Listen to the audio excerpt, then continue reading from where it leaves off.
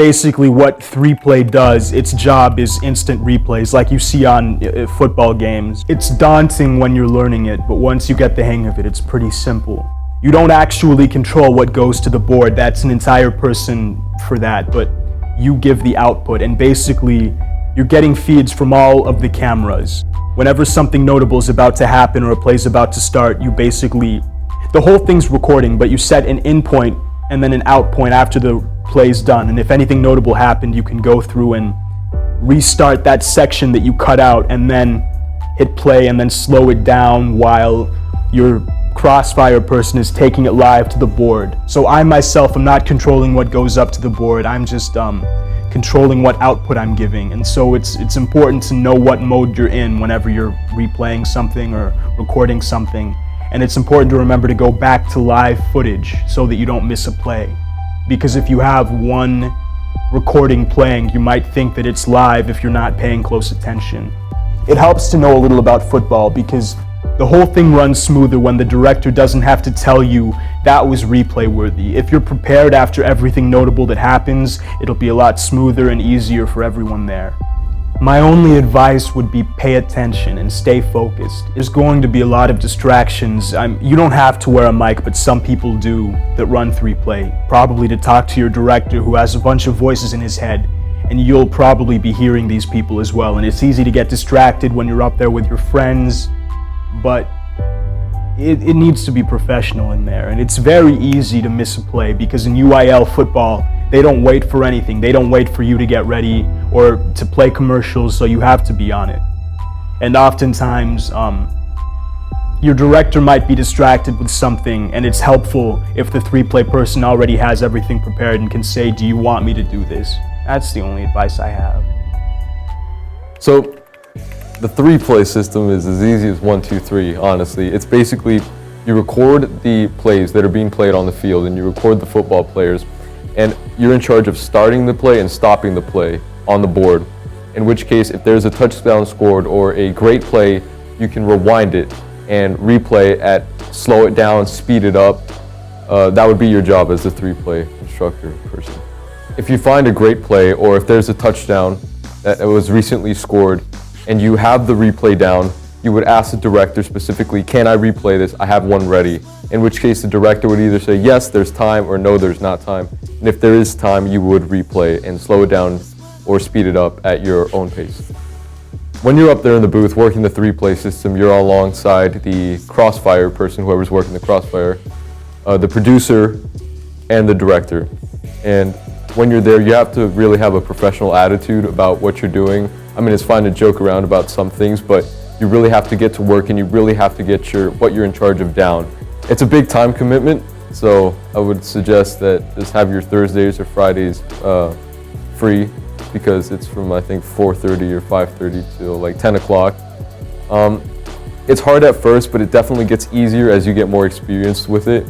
And I guess overall, I mean, it's a lot of fun doing it, and you work with some great people, and I think doing this 3-play system or doing the crossfire or being the director can really benefit you further on down the line. The overall outcome and quality of the way that the thing is run is very dependent on the way that you or the director and the crossfire is working and acting, because you have to act very professional to get a professional result. A few words of wisdom, I guess, that I would have for incoming people that are working these, specifically 3-play, is you have to be on your guard. You have to be ready, because you're constantly starting the play, stopping the play, starting the play, stopping the play. You have to be ready for the director, and you have to tell them, okay, this is ready. You have to be on top of things. You cannot wait for the director to ask you if you have one ready. You have to have one ready, always be on top of things, be professional, and I guess overall, have fun.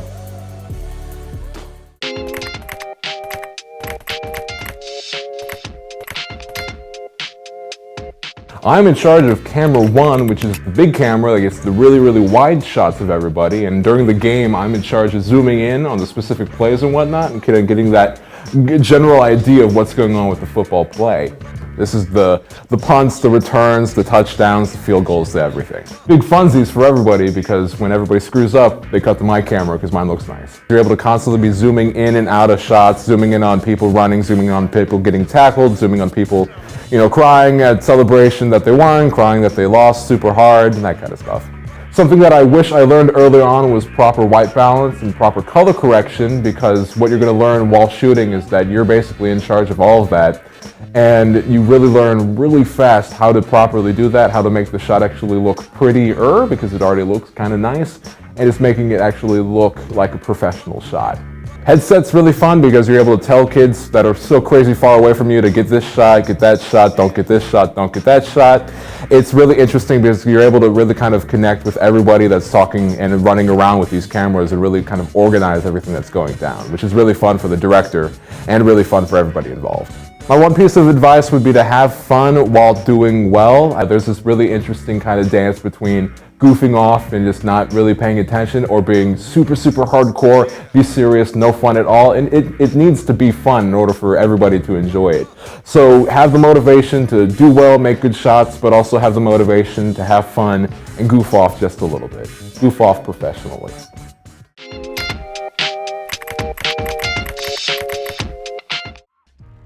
I'm the sideline camera guy at this Keller Stadium. I film just about every game that runs through here, whether track or football.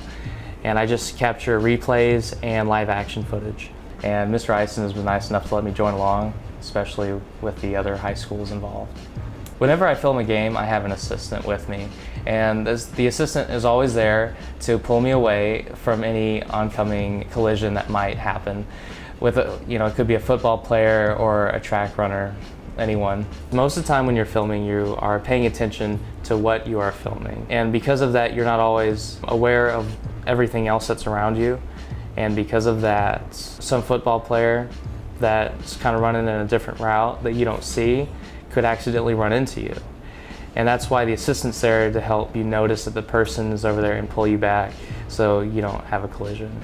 Communication can be difficult at times because the signal isn't always good, but for the most part, it's really easy to communicate and the voices are pretty clear. You just press a button and talk, and then you release the button to listen. Sometimes the signal cuts in and out a few times, but for the most part, I get all the message. And it's just mainly getting everyone in position and getting the right shot at the right time. Obstacles, really, they get in the way when you try to look for good angles, but most of them are usually blocked off by anything. It could be a tall person, one of those sideline flags, someone with a hat, and they're not always aware that you're there, and so they'll just step in front of you, and not that they're rude, but they just don't know you're there.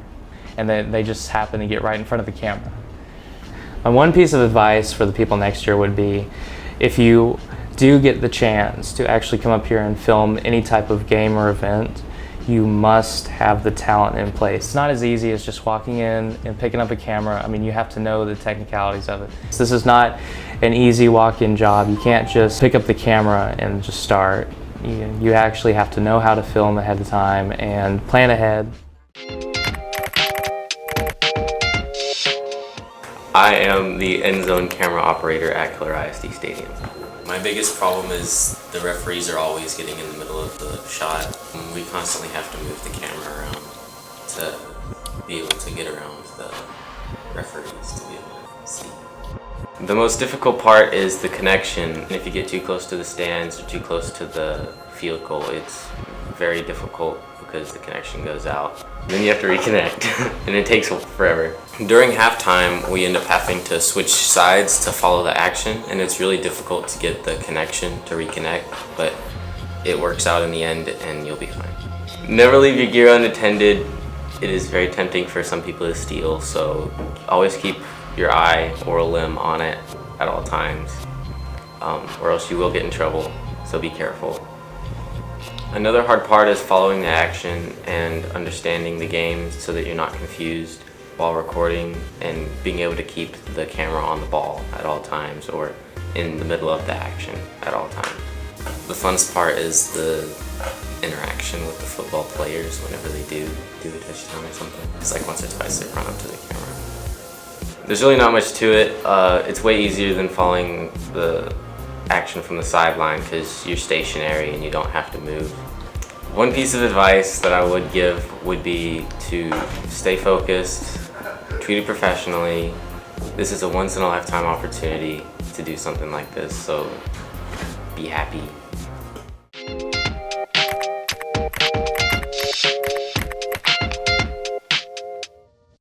Crossfire is pretty much our switcher. Since we don't have one, it serves as our switcher. The keyboard is programmed, so whenever we push the buttons, that it'll go up on the board. When I first get to the stadium, I take the big rundown sheet that we have, and I get a piece of paper and I write down first quarter, second quarter, so on, and then halftime. And then I write down each commercial that we have in order, and then I put the amount of time that the commercial goes on for to the right of it, and then after I finish that sheet, in the crossfire system in the computer, I put them in the right order. That way, whenever we get to that quarter, that they're in the right order and I don't have to worry about accidentally clicking the wrong one. And then whenever we play the commercials, whenever there's free time, the director will tell me that I need to play a commercial, and then the producer will tell the people downstairs that we're playing it on the walkie-talkie. We're gonna run a commercial. And then we put it up on the board, and then we cross it off, and then we just move on to the next one. And we hopefully get through all the commercials in the time allowed. If I had any advice for you guys, it would be to enjoy every minute that you're there at the stadium, because when you're there, it gets really stressful and you'll be fighting with the people that you're with, and you'll also be goofing around with the people that you're with, and you just want to treat it in a very professional manner because it's an amazing opportunity that you guys get to have at such a young age, and you need to treat it as such.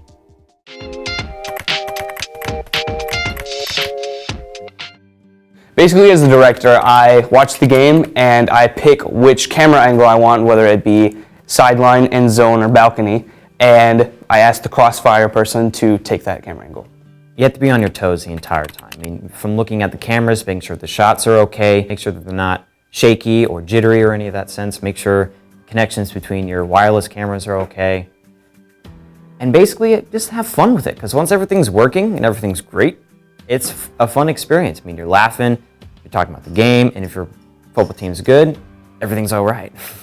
3-play is basically replay.